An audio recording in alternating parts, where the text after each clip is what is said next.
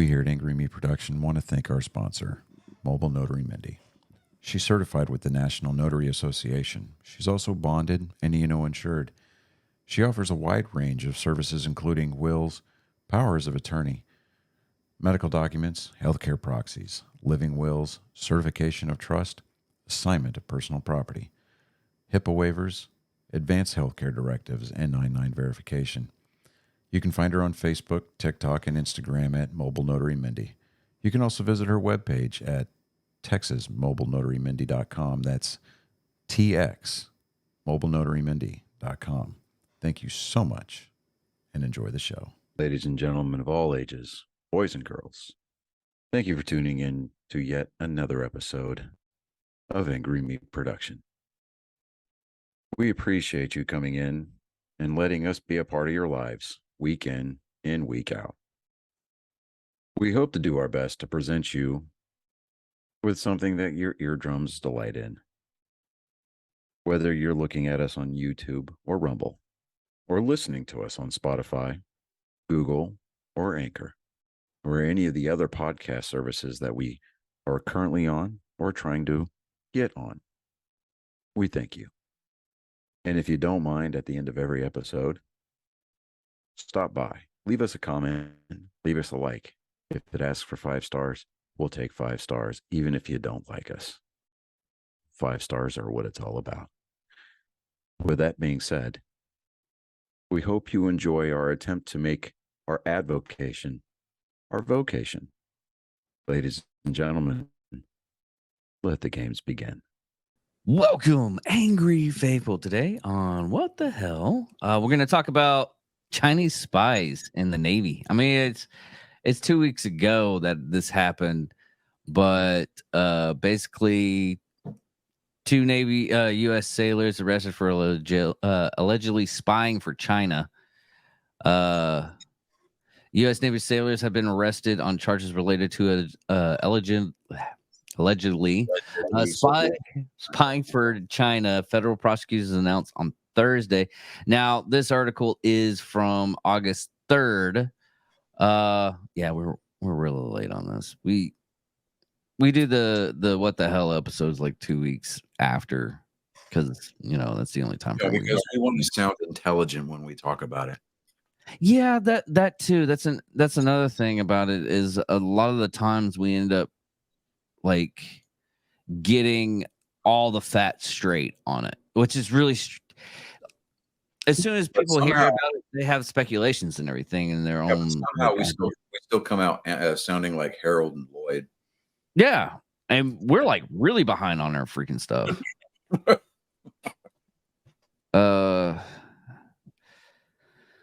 I'm gonna have to Stephen Hawking this. Give us your voice, buddy. Hold on. Wenheng Zhao. Petty Officer Wenheng Zhao of Monterey Park, California, was also arrested Wednesday by FBI, NCIS agents and charged with conspiracy and received a bribe by a public official. Officials say that according to Zhao, Incident 26 worked as a naval base in Ventura County in Port Hueneme. God, I can't even say that. Humane. Hold on. Port Hueneme. Hold on. Ventura County in Port. I'm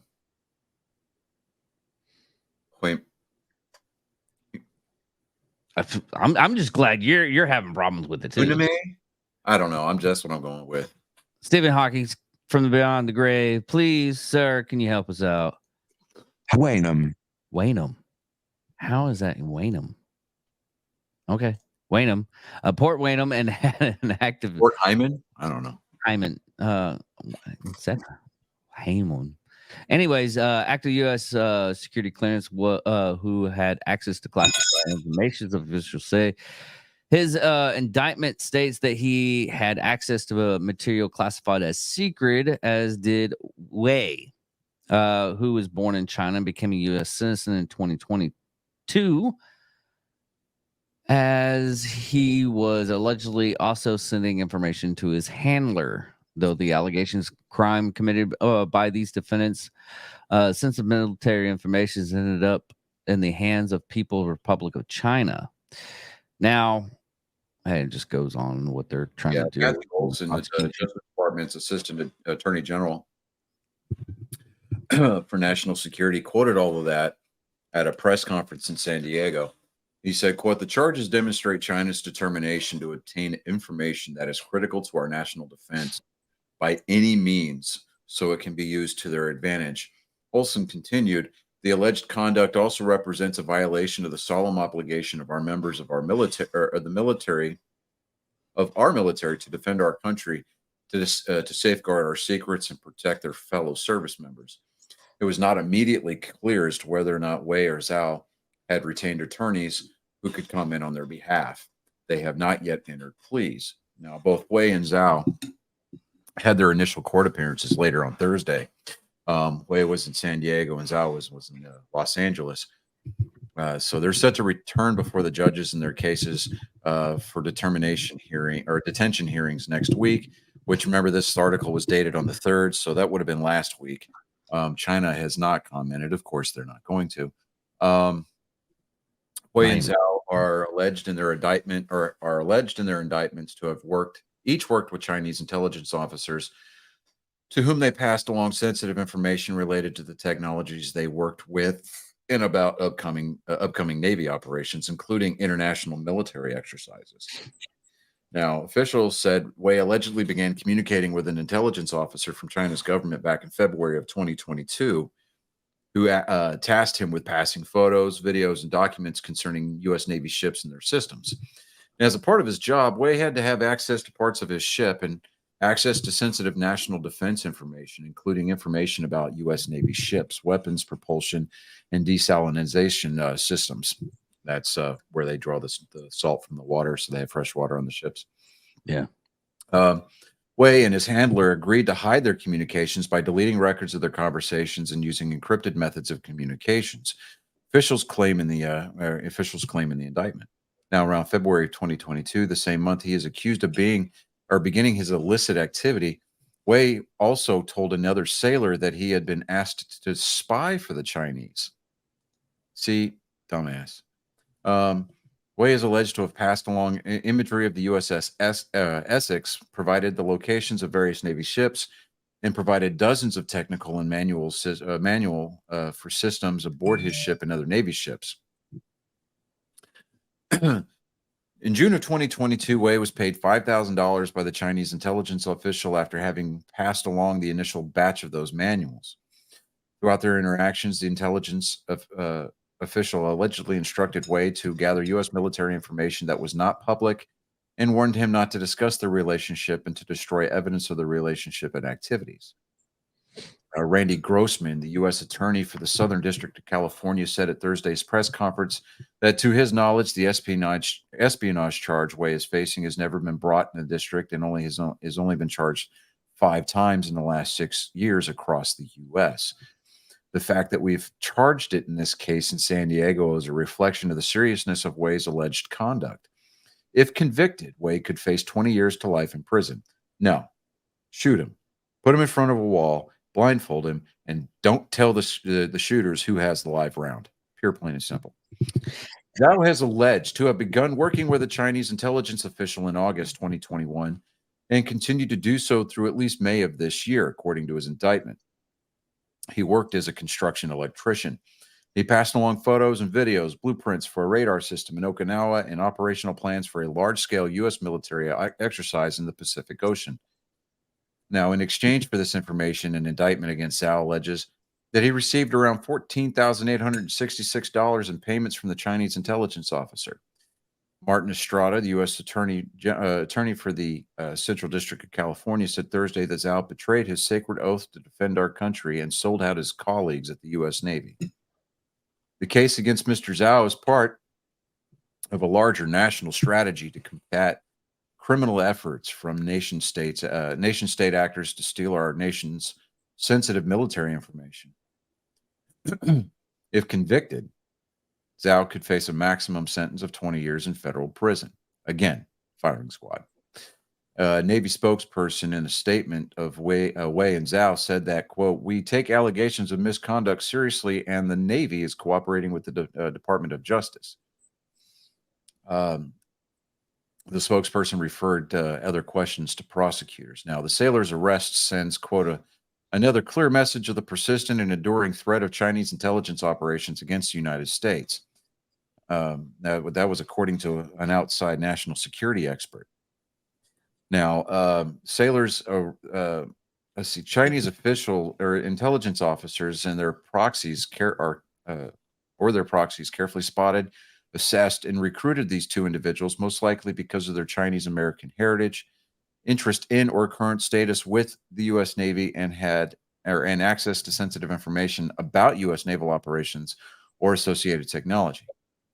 Javier Ali, former senior counterterrorism director on the National Security Council, told ABC News. Now, Ali is now who is now a professor at the University of Michigan, said that the range of incidences over the past year range from sophisticated BER-enabled digital reconnaissance against U.S. military bases or critical infrastructure to those more traditional forms of human operations that look to target Americans with access to information that China deems vital to its national security interests. Now, here's the thing. I know that at least when I was in, every year we had to go through this like recertification briefing about if you're approached, you have to report it. You know, these are the punishments under the UCMJ.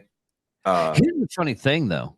You know, I went through the same course in services, and and the one thing they told us when we're overseas at the actual location, the base that we're at, if any of the TCNs asked for us to buy a camera at the local PX, let our supervisor know.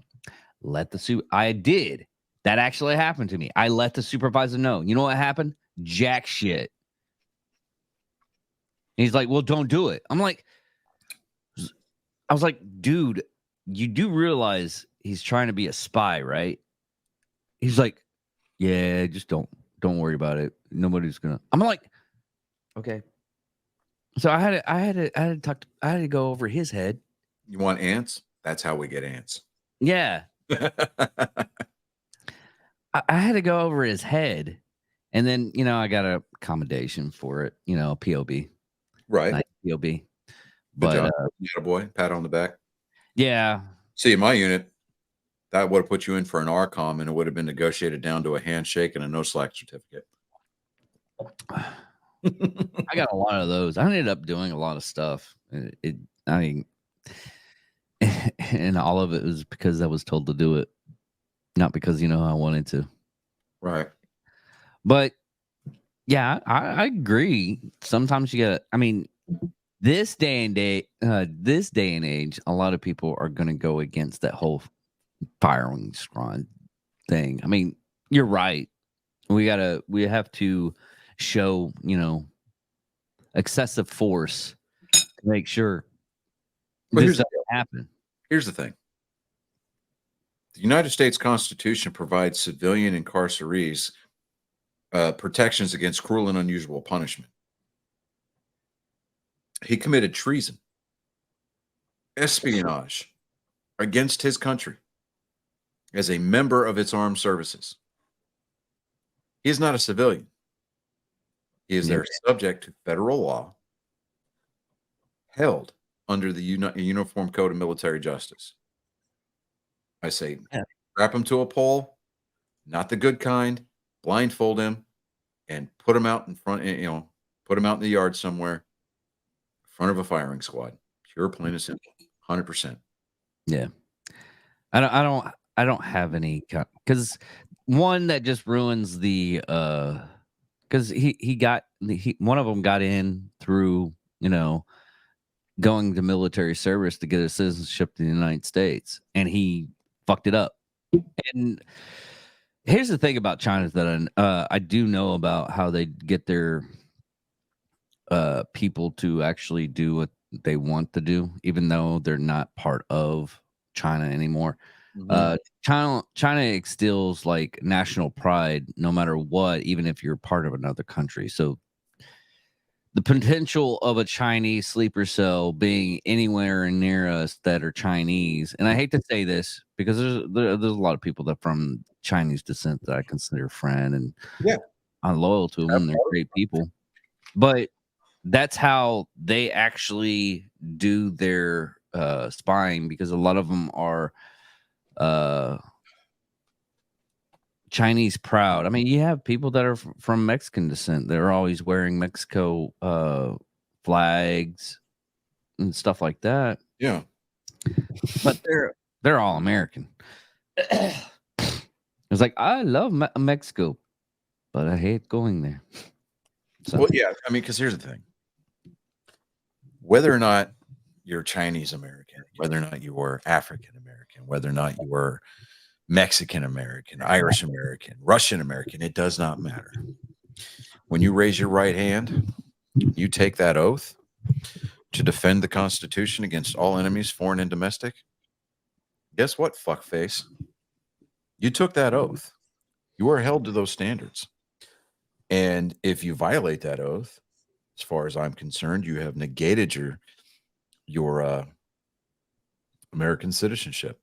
I mean, in the case of treason, I think the offending party, if found guilty, should be expatriated and executed. 100%. It's either that, and if you want to forego the execution, expatriate the individual and then send them to the country that they spied for. Let them figure it out. yeah. Now Get them over to their intelligence handlers and go from there. Because I guarantee you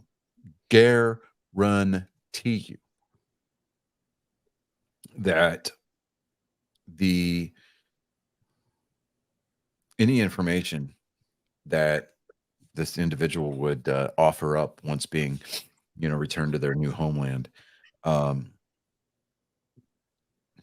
once that's been exhausted, they're going to end up in a shallow ditch somewhere, along with a couple of other bodies of political dissidents.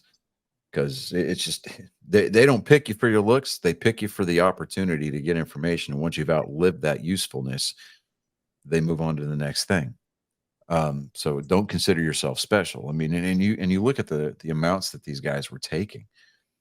What is it? It's where'd it go? Way was paid $5,000 for pictures and manuals, and then Zhao was paid $14,866. That's an awfully peculiar amount, but I'm just kind of I'm lost. I mean, I'm confused as to why. I'm not really, because I've said this time and time again on the show and in life, because there's times I can't even understand Well, the fuck was that? I don't know. It's the damn. Do the government's listening on us? That happens. There's a Star Wars book called Shadows of the Empire. The first actual sentence of the book, it states, if crime did not pay, less people would be doing it. Yeah. I mean, it just comes around to money. And I hate to say it. I mean, here's the thing though. Well, we didn't get paid shit in the military. They've got to go through hoops just to get the clearance to view those systems, to be able to work with those systems, right? Yeah. Kill yourself. But at this point, we've established that they're whores, right? That they're hookers. Yeah. They prostituted themselves out. You can't use prostitute. That's high class. They're whores. We'll go with whores. Okay. They've sold themselves out for peanuts. Oh yeah. Peanuts. And I mean, $5,000 these days doesn't go very far. $14,866 these days does not go very far. It really doesn't. No. You And can you're- spend faster if- than you think. Well, here's the thing. Okay, if you're already, and this is my realm of thinking. I mean, we would have to talk to your dad about this, or I have to talk to a person that was in the Navy on ships. You're getting the information, you're sending it out. I mean, it's probably a little bit easier nowadays since you can. I mean, it's all the stuff going off of that ship usually is spied on by the It's monitored. monitored. Well, There you go. here's Nice the word. thing, because the Navy, I know that the Navy, even back in like the 80s and 90s, just before my dad retired, they were having issues with OPSEC on the ships. Yeah. So, and it's not because guys were selling the secrets, or selling the itinerary or the the route, for the ship, but it's guys telling their wives and wives running their mouths. So a lot of times, operational security is broken by the spouses, both yes, male and female. So before you guys start adding us, we understand that it goes both ways. So just shut up. Anyways, um, it's yes, the initial breach was, hey, look, don't fucking tell your people, don't tell your family when you're going to be home. If your wife or husband can't keep their knees together or keep their freaking zippers, their flies zipped up long enough for you to get home, you're better off without them anyway. Yeah. And if your significant other is dying to find out when you're going to come home, it's usually because, let's face it, they need to know when to kick Jody out. So it is what it is. But Yeah. operational security is there for a reason. It protects the lives of the people that you work with. And especially with, these battle groups that the Navy puts out every day, with the constant show of force that the United States has, it's it's vitally important, even for, especially for those guys. I mean, they're floating targets. I mean, now granted, yes, they have, the Sea Whiz, and they've got the anti-missile shipment, anti-missile missiles, and they've got all kinds of defenses for those battle groups while they're at sea, but it's still, it's just a simple matter of self-control. I mean, I Yep. get that you start flashing dollar signs in front of people, especially what was it, the one that got his U.S. citizenship by becoming a Navy sailor. I mean, I get all that. I get the dollar signs, but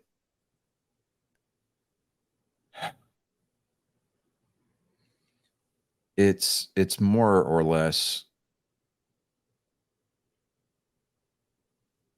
I mean, it boils down to self-discipline. Either Yeah. you have it or you don't. And with, I mean, I don't, when you hear stories like this, about, guys or girls sometimes, selling themselves out for,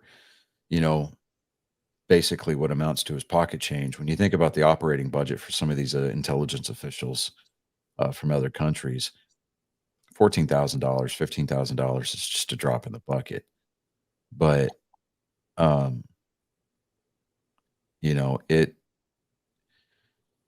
my fear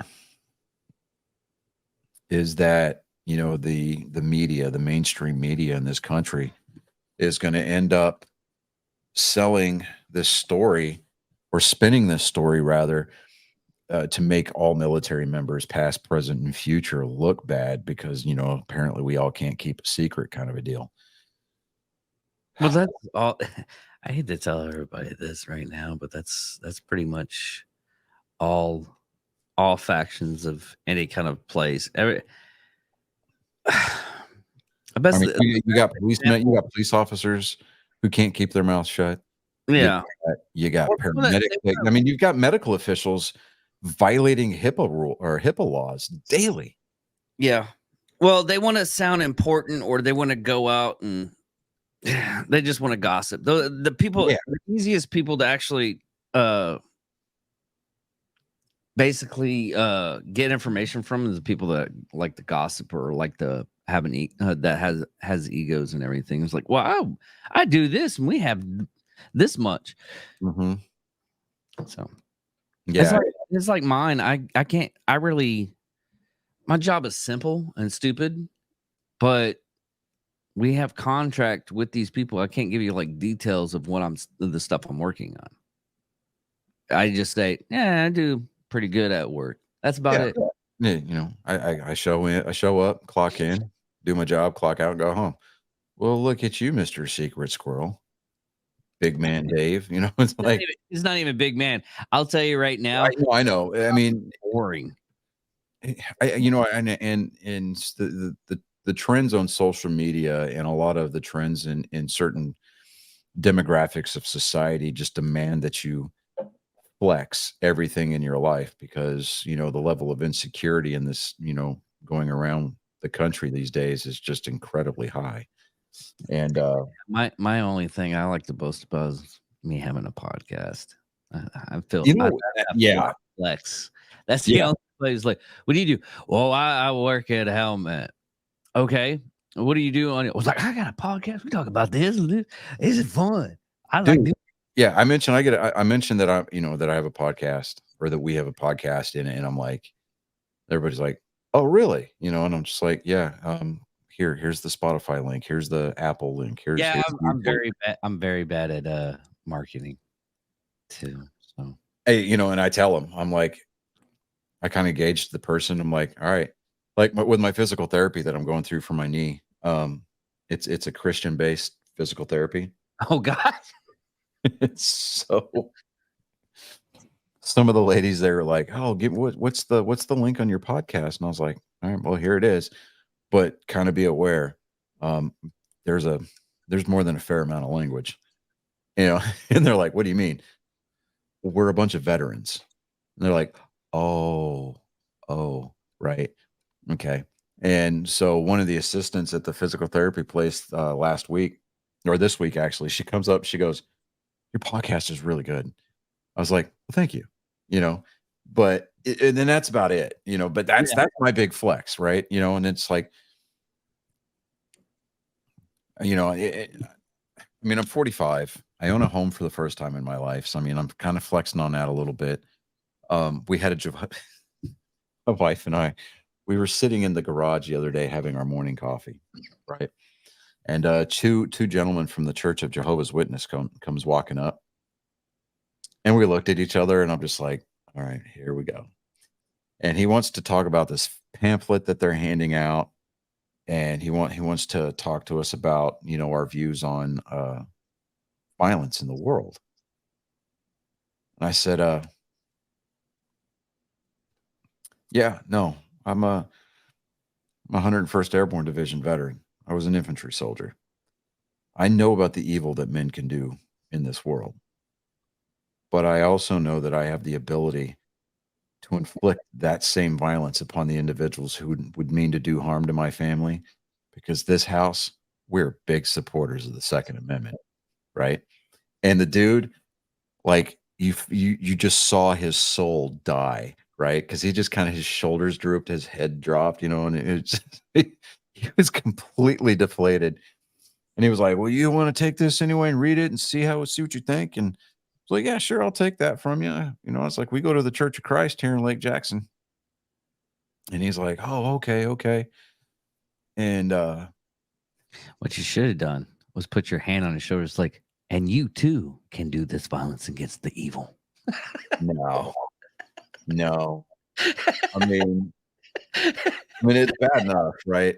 I mean, I was wearing my Butt Coffee First shirt Oh, okay. right? It's got the AR with, it's got the M4 with, with it says "but coffee first" on it. Yeah. I mean, it's bad enough that I'm already wearing that, and I had to point out the sign in my, my yard by my front door.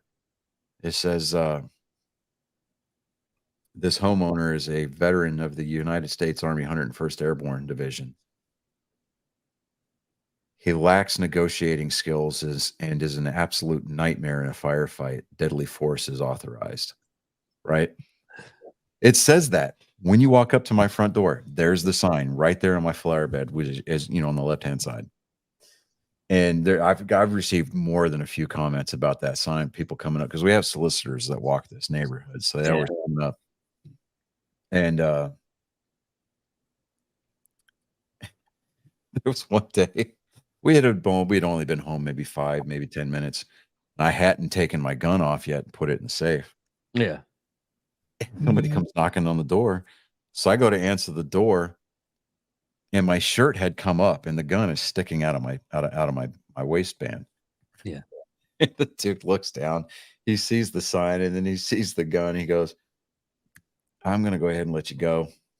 I just wanted to kind of see, because he was selling solar panels." And I'm just like, "Look, we've already decided not to do it." Yeah. There's only so many ways you can tell somebody no before you finally just have to resort to the tried and true, "Hey, fuck off." Yeah. But when I'm standing there and my shirt was up and the pistol grip is sticking out of my waistband, and he looks over, he's like, "You have a good night." And I was like, "Hey, yeah." And it kind of struck me odd. And I was like, he sure got the hell out of here quick. And then as I turn around, I go to, I was like, "Oh, my shirt's up." And then when I went to go, pull my shirt back down, I realized that the shirt was tucked in behind my holster. So I was like, "Oh, that's why." Yeah. Yeah. I've done that a couple of times on accident. Yeah. Not even thinking. I was like, I had a guy. He just had a bad day. Yeah. And you're going to get those. You're gonna get those. Well, I usually when I'm driving around, I grab my gun and put it in a location where I can grab it easier. I can't really, So I had that. Well, he was just yelling at me, screaming, "I can't believe you're a horrible." I think I might have cut him off. It was my bad, and I even did it. I was like, "Oh, dude, I apologize." Well, my first reaction when I get out of the car is grab the gun, just put it in the holster, then cover it up. And he was like screaming and everything. Was like, "Whoa!" And then you just notice the whole total shift after I grabbed my gun and put it in the holster and just hobbled. Right. Yeah. I was still like not It's even not like you were threatening him. I at was all. not at all. At all was I threatening this guy. This guy was just totally. I was He was just situationally aware, and he checked himself before he wrecked himself. I was totally opposite. I was like, "I'm sorry, sir. I apologize. I mean, I'll get you a soda or something like that if you want to go back inside. Inside. I'm sorry for ruining your day. I want to make it better." He was like, Yeah. "No. I gotta go. I just gotta go." It reminds me of that video. There was a video that was circulating around for a little while there. It was a few years back. Those Russian driver videos, or those Oh yeah. videos, because Russians just don't know how to drive. Apparently, yeah. Yeah, this dude cuts this car off, and they bump him, right? And he spins a little bit and bounces it off the curb. The guy, he's like this huge dude. He gets out of the car and he walks back. And the people in the car behind him roll the windows down. It's a car full of dudes and or Spetsnaz dudes, and they're all kitted out. And he just kind of goes, I mean, because he's like this, and he's got a tire iron in his hand.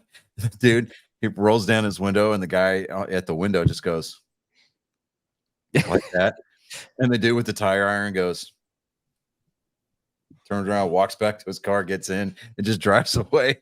His fucking rear bumper is hanging off. He just drives off. And I'm just like, okay, I get it. I still like that one video where the guy's getting out of his vehicle after and he's like starting to scream and everything, and the other guy gets out of the vehicle and he pulls out a cane, just like starts walking like he's blind. But What was it? Taco reacts. He's like, dude, he's always doing stitches of videos, and he's like, starts screaming at a dude, and the dude gets out of the car. He's like, Jesus Christ, you're big. I'm gonna go now. I am so sorry. uh, all right, last news article because we like to talk. I mean, it's only two. Usually we do like 3 or 4, but Yellow Line. And this is actual. This is like August 7th. It wasn't a month behind. We're not like a month behind on this. We're just a week. But Trucking Yellow files for bankruptcies and will be liquidated. From what I was reading on the article, anytime a trucking company does go bankrupt, and it does happen, we just don't hear about the smaller ones. This is a big one. It's been around for hundreds of years. 800 years. Well, actually 99 from what I was looking at. Okay, but nearly 100, but you said hundreds, and I'm like I said, nearly 100. Walmart hasn't been around that long, dude. Nearly 100 because it said technically it's only been around for 99 years. Okay. Okay, all right, you're right. Give me. Bad. Geez. Hey, you know what? I'm shutting up. Go away. All right, Yeah. go. Anyways, Don't hit me. see, even the starting of this article, Yellow, the 99-year-old trunking company, filed for bankruptcy, closing the business. This is sad. I'm just laughing my ass off because Hey, I've got one dated from Reuters from August 11th. You want me to read that? yeah, actually. Okay. This is from August 11th from Reuters. Former customers of bankrupt company trucking firm Yellow can expect to see rates rise at least 10 to 20% from the rock bottom levels that helped usher in the demise of that nearly 100-year-old firm. Yellow, formerly known as YRC, was one of the largest U.S. trucking firms and a leader in the less than truckload market that combined shipments from multiple customers on a single truck. Rivals who are picking up Yellow's business say they are not dropping their own prices to do so. 2 longtime industry executives told Reuters that Yellow's rates were roughly 10 to 20% below those of rivals. Loads in the so-called LTL market do not trade on the spot market, and they may vary based on the type and size of shipments. Yellow was way below market rates, said Ken Adamo, chief of analytics for DAT Freights and Analytics, which operates one of North America's largest trucking freight marketplaces. Now, former Yellow customers should expect to see rates rise at least that much to reach market parity. That was quoted by Chris Pickett, an analyst and chief operating officer at Flock Freight, which matches shippers to fill up individual trucks. So, like with the individual owner operators, they go through a switchboard and they basically bid on jobs every day, and then they pick up jobs or they're assigned jobs based on their bid, and then they go to that location, load up, and then they take it to the next location for the drop off. That, however, may not be the end of the increases. Unlike the highly fragmented trucking market, LTL is dominated by about a dozen players. Those companies have more pricing power, and with Yellow gone, there is less competition for the freight they handle. Now, some providers are already raising rates, which could send the LTL rates up 10, 15% from current levels. That's going to create some sticker shock. Now, large companies like Walmart, Amazon, and Home Depot will likely see the smallest rate increases as they shift cargo from Yellow. Now, savvy customers like those are likely locked up new carriers prior to Yellow's bankruptcy on August 7th. Now, Yellow has blamed the International Brotherhood of Teamsters Union for its failure. But the union and analysts blame mismanagement, saying the debt-laden company's sub-market rates made it difficult to offset the high cost of running the company, running the companies it bought as separate entities. Now, rival trucking firms like Forward Air are benefiting from Yellow's failure. Forward Air picked up some of Yellow's business. Now, CEO Thomas Schmidt said on the company's August 3rd earnings call. Yellow leaving the market will further accentuate pricing discipline. I do believe the bottom is behind us, Schmidt said of the sector's current freight recession. Now, this was reporting by Elisa Barlithian in Los Angeles, editing by Margarita Choi. But that article was from Reuters, and that was dated from yesterday. So that's probably the most accurate and at least up-to-date information that we've got on that situation. Yeah, the thing I got on this though is they also had to pay back a $700 million federal COVID-19 relief loan during the that was done during the pandemic. Yeah, I wouldn't doubt it. I mean, if you're filing for bankruptcy, then those what do they call them? PBT or there were business loans that were being handed out by the government. Oh yeah. Yeah. Now, my question is my father-in-law, my first marriage, he's a retired Yellow freight worker. And so I'm kind of wondering how that's going to affect his pension. The pension, the way that because I got this from Wall Street Journal, and mostly they talk about the money aspect of but what they're saying is usually on something like this, they have a federal bailout, which they're supposedly supposed to pay out the pensions and reset it to a different company. Now, saying that, there's a lot of shady people that do steal a lot of money from their own company when this stuff happens, because it's the easier way to do it. It's like lost money is lost money at this point. But usually when and this is what I remember from like 2008. I worked at ABB and I had a pension plan with them. Yeah. Now, saying that, ABB was still going on. This is a total liquidation of a company.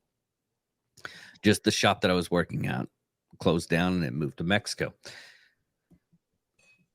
I still have my pension, even though by the time I am, I think it's like 78 or 68 or something like that. My pension is only going to be like 9 cents because I only worked there like 3 years. Now, on something like this, usually, whatever is divided into that company, the pension is something that's totally different in any kind of buyout or liquidation of that stuff. Mhm. If they're doing it right, that pension is actually going into a different faculty. It's basically putting in a trust, and so those retirees still get their money. So that if like I said, if it's done right and through a lawyer, it's actually, you really shouldn't have anything to worry about. Now, if you had a pension and it ended up in like what was that, man? We just talked about talked about them with the BC and Andrea last week or on Thursday. That pyramid scheme guy. Amway? No, not Yeah, Amway. yeah. Basically, Over the here, whole, tell us. yeah, the whole plot line to the other guys, where the cops pension fund was giving away to this guy that had like a pyramid scheme, and they were going to lose all their money. But that actually happens, and it sucks. Now, I did find an article here on pionline.com. It's a pensions and investments. It says this was dated from the 7th of this month. Yellow Corporation or Yellow Corp non-union pension participants in waiting mode after bankruptcy filing. So Yellow Corp Nashville, Tennessee officially filed for Chapter 11 on Sunday. So this would have been last week. And some participants in their non-union pension funds now wait to learn how much of their benefits they will be eligible to receive.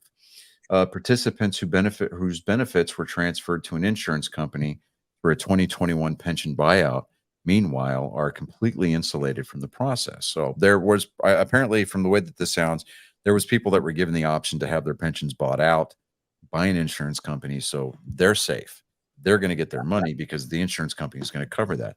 But officials at Yellow Corp could not be immediately reached for further information. Now, the company has announced plans to close its operations, and the Pension Benefit Guaranty Corp has the option to terminate the plans and take them over since they are not fully funded.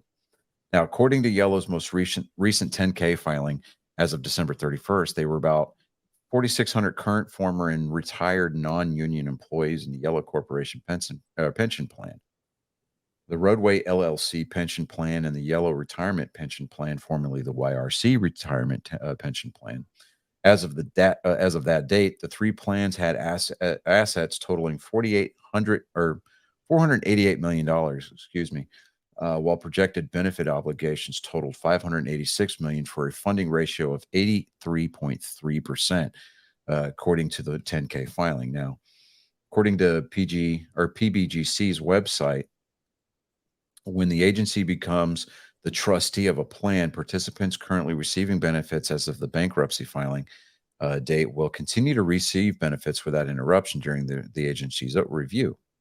Now, these payments are an estimate of the benefits that the PBGC can pay under the insurance program. Excuse me. We will pay these benefits in the annuity form you chose at retirement, but they may be less than you were, than you were receiving from your plan, according to the website. If you've not yet retired, we will pay you an estimated benefit when you become eligible and apply to PBGC to begin payments. Now, according to their website, participants should receive 90% or more of the benefits previously expected. So December 21, Yellow had already cut the size of its three non-union pension funds following the purchase of a group annuity contract from an undisclosed insurance company to transfer about $250 million in liabilities. So it sounds like to me, like way back then, they knew that Yellow wasn't going to be long for this world, and they just decided they were going to, at least try to do the right thing and make sure that their retirees or their they were trying to do the right thing. It sounds like they were that the employee at least. Yeah. No, a lot of companies, there's a lot of, it's like that reverse mortgage bullshit. I mean, there's people that are that want to buy. It's like, hey, you can have the money now, and we'll just buy your stuff, and we'll collect the interest and everything on it. It's always the case. Everybody's wanting to get money, and that's a way to do that. But yeah, I'm just you're reading the article that I just sent you, aren't you? Yeah, I saw that. I was looking at other news and everything, and I seen that, and I almost died. I've got to read this article title. Go This ahead. is the New York Post. Word. Accused wife killer Judge Jeffrey Ferguson texted, "I just shot my wife. I won't be in tomorrow." Here's the I'm gonna have to send this to Andrea. Oh my God! Because this is Southern so hilarious. California judge accused of killing his wife during a drunken rage texted his staff just minutes after the murder to let them know that he wouldn't be showing up for work the next day because he'd be behind bars for the crime. "I just lost it. I just shot my wife. I won't be in tomorrow. I will be in custody. I'm so sorry." Orange County Superior Court Judge Jeffrey Ferguson, 72, allegedly told his court clerk and bailiff after gunning down wife Cheryl, 65, inside their Anaheim Hills home last week. The court filing from Orange County prosecutors charging Ferguson with murder and weapons-related enhancements also reveals further details surrounding the domestic argument leading up to the fatal slaying. The bickering started as the couple dined together at a restaurant on August 3rd and continued once they returned to their home in the upscale neighborhood. Cheryl Ferguson allegedly said something to the effect of, "Why don't you point a real gun at me?" to her husband, who then whipped out a pistol from his ankle holster and shot. This isn't funny, and I shouldn't be laughing. We But he should be shot her in the laughing. chest. But I was like, There, I'm like, oh my god, yeah. I don't know if this is filed under one of those fuck around and find out moments, or he got bullied as a kid and was always told that he was never going to amount to anything because he never followed through on it. Yeah, anyways, their adult son reported the shooting to 911, saying his father had been drinking too much and shot his mom. Oh my God! Like, investigators removed firearms for the judge's house in Anaheim.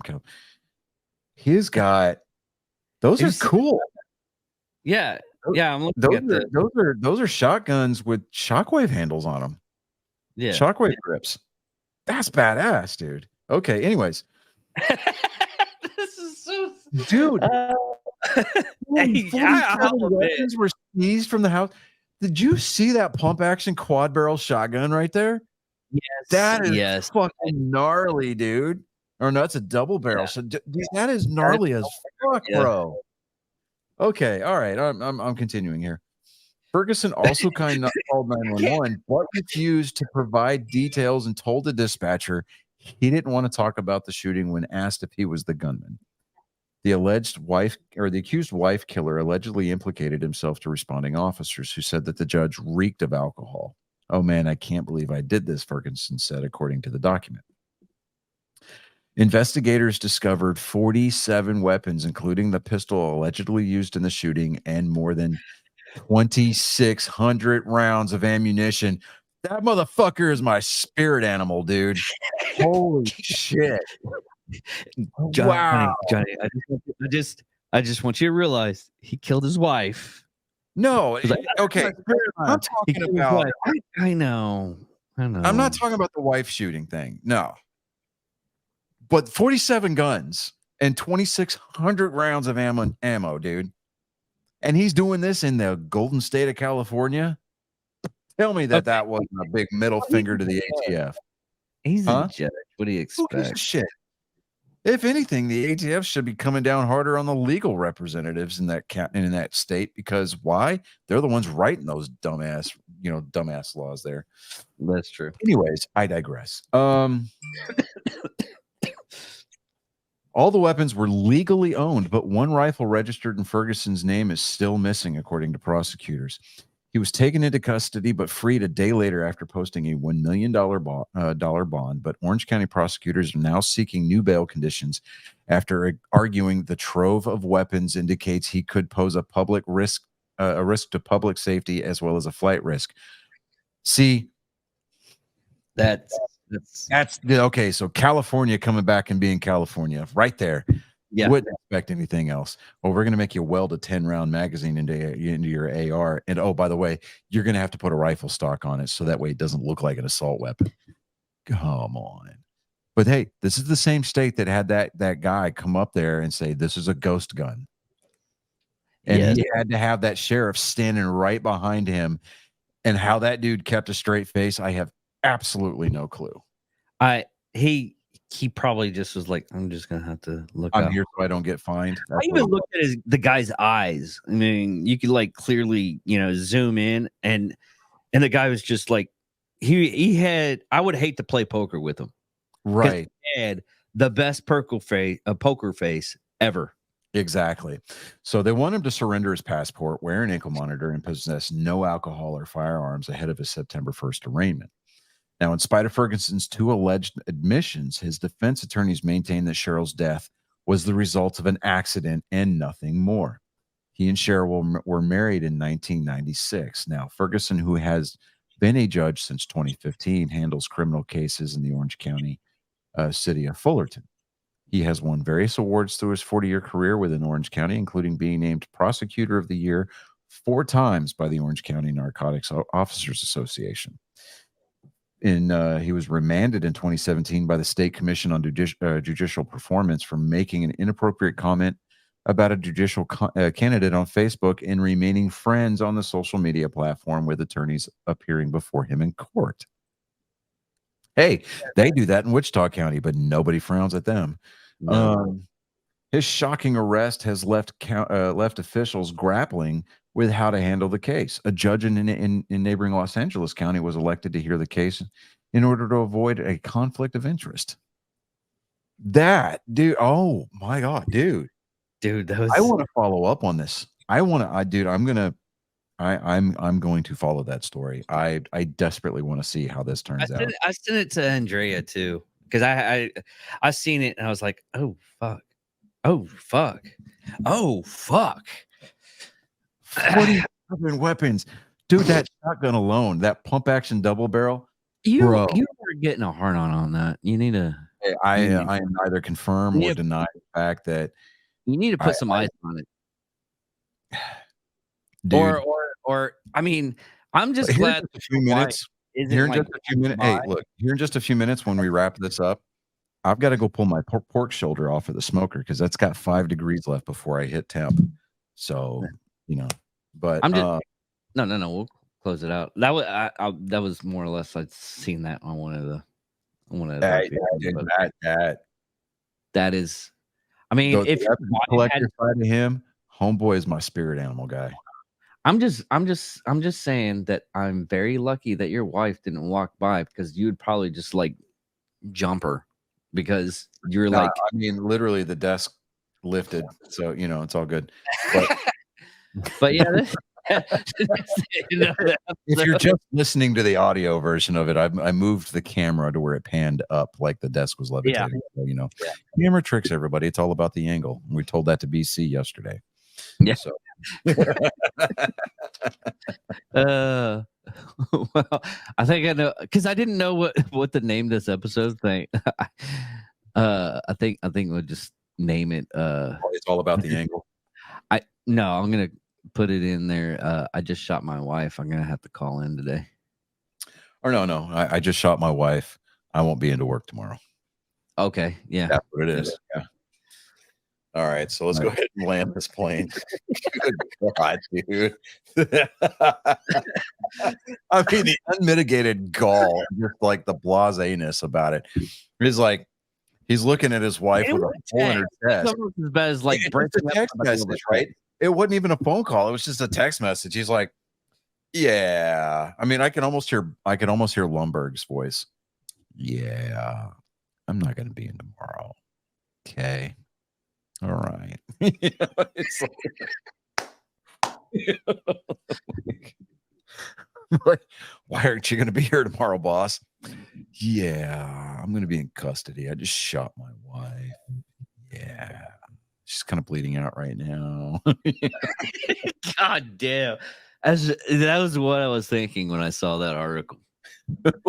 What's sad is the whole thing is it got worse because he's like, not only is he a gun owner, but he's an arsenal. And I hate to attach the word arsenal to anybody, but that dude was an arms room NCO in a past life, man. All right. We're really glad this plug.